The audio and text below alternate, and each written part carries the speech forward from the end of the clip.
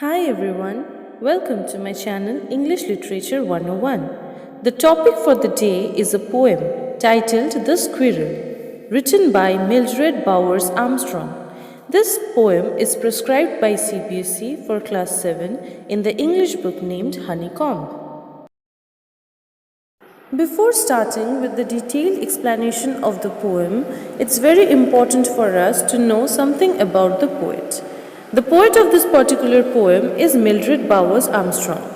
She was always very ambitious girl since childhood. She was good in studies. She earned her bachelor's degree from Northwestern University in 1923, studied at Mount Holyoke College, University of Chicago. Her first volume of poetry was Twist or Smoke, which won 1928 Yale Younger Poets Prize and was published by Yale University Press. So without any further delay, let's begin with the poem.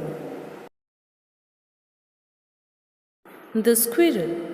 As the title suggests, in this poem we are going to talk about squirrels. Squirrels are basically rodents. They come in the reptilia family.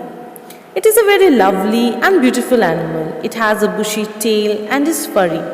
These are animals which are very fun-loving, playful and high-spirited. They keep on running here and there, isn't it? So in this short and beautiful poem also, we get a description of squirrel by the poet from the point of view of a child.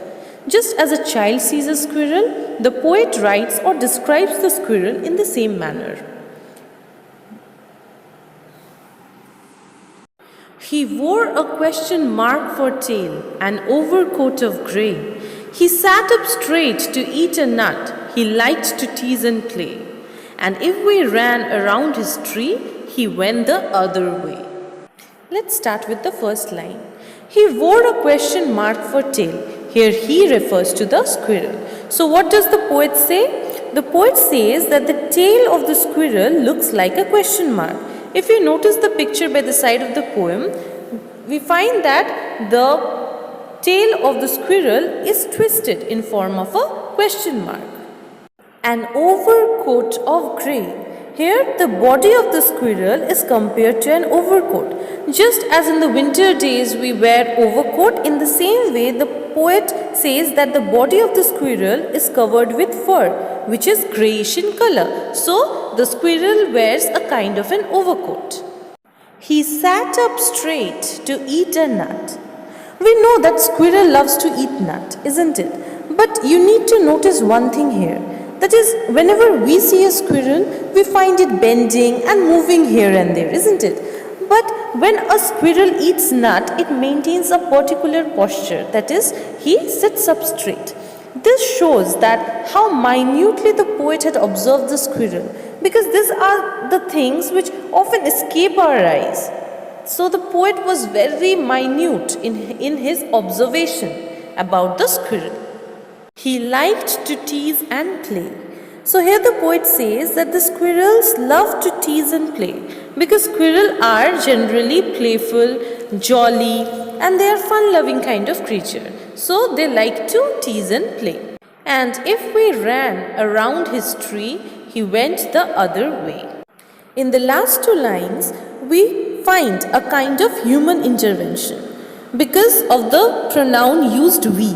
Here we refers to the poet and his friends. So what does the poet say? The poet says that the poet along with his friends, whenever they run behind the squirrel to play or catch it, it runs away.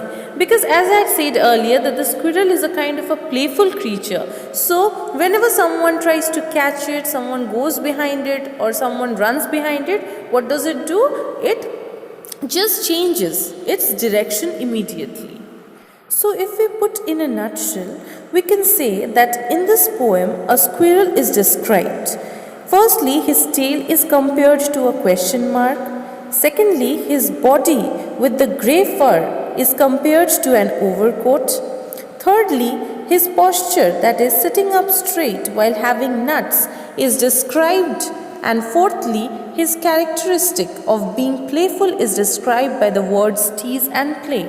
And finally, in the last two lines, human intervention is shown, wherein the poet, along with his friends, tries to catch the squirrel to play, but the squirrel runs away.